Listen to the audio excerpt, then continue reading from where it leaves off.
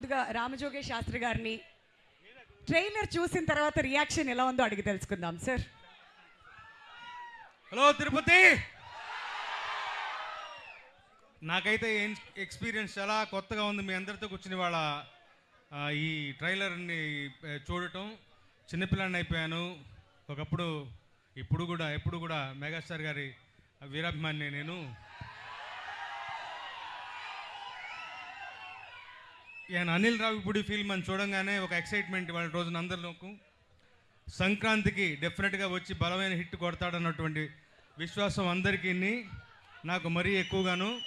ఈ ట్రైలర్ చూసిన తర్వాత మరీ ఎక్కువగా నమ్మకం పెరిగింది. అద్భుతమైన సినిమా, ఒక ఎంటర్టైనర్ వస్తుంది. అందరూ అనిల్ రావిపూడిని పందెంకోడి అంటున్నారు, సంక్రాంతి పందెంకోడి అంటున్నారు. నేనంటాను సంక్రాంతి రెక్కల గుర్రం అంటాను.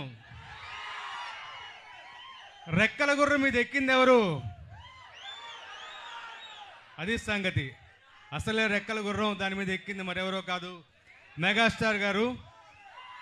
ఆయన ఫోర్ట్ అది.